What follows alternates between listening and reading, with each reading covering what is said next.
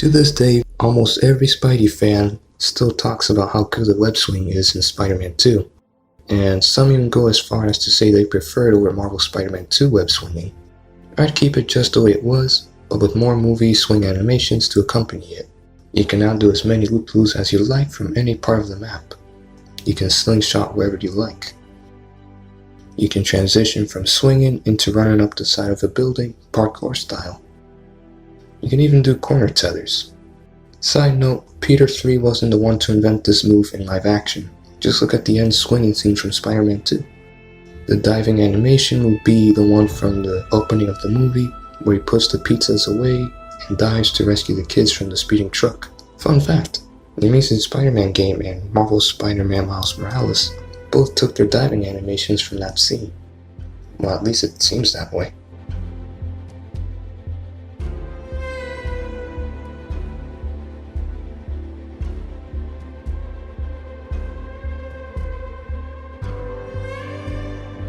If you purposefully get hit by a speeding train, your health bar goes down and you get sent flying.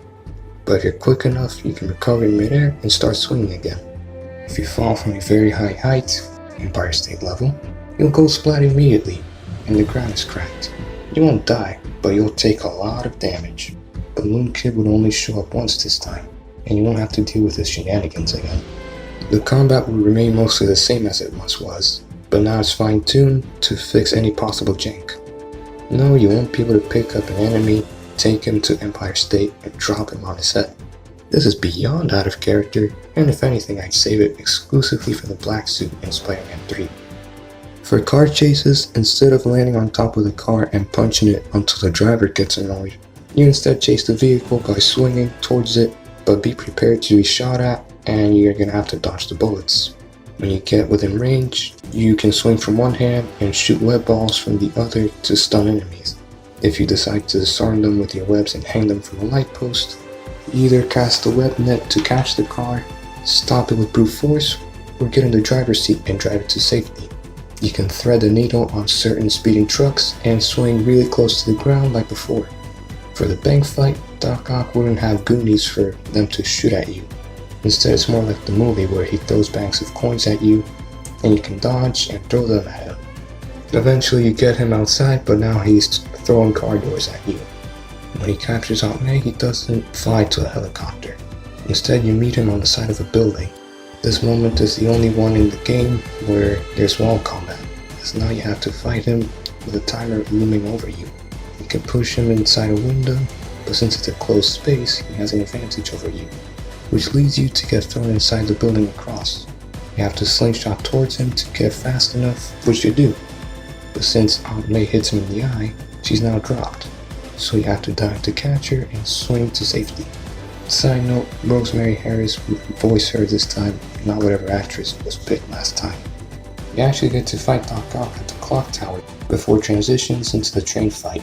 This time the train fight is more thrilling than it was in the original game, as it plays closer to the movie, and instead of stopping the train by pulling it from behind, you get in front, shoot out multiple webs, and stop it from accelerating further. In the final fight at the pier, the camera finally isn't your worst enemy, and Doc Ock doesn't immediately know who Spider-Man is until after Spider-Man disconnects the cables. The ragdolling is significantly reduced.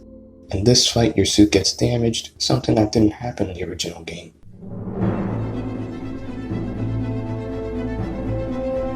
The day and night cycle will return, as not many Spidey games have this feature. The map will be 100% to scale this time. Brooklyn and Queens would be explorable.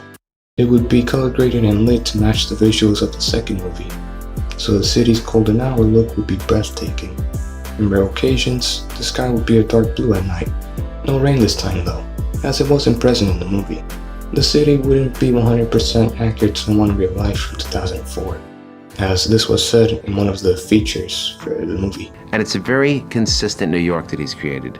It's not an absolutely real New York, nor is it some New York of fantasy. Given that, it'd be fully accurate to the film. Character models are completely remade, not using the old ones as reference. Facial animations are now reworked. Peter will finally have Toby's likeness, MJ will look like Kirsten, and so on. Some animations are remade so that they no longer look awkward or out of place. Peter wouldn't always be wearing his glasses. Neither would Doc Ock, as his are off in the final fight. The city sidewalks are now filled with more people, and the streets with more vehicles. NPCs no longer have mouths that don't move when they speak. The pain. Make it stop. The game will run at 4K 120 FPS, both on console and PC.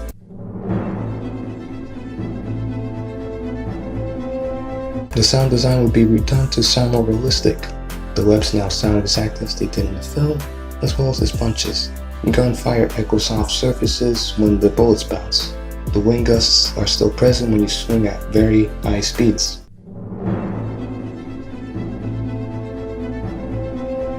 After the story is complete, you're free to roam around and swing as much as you like.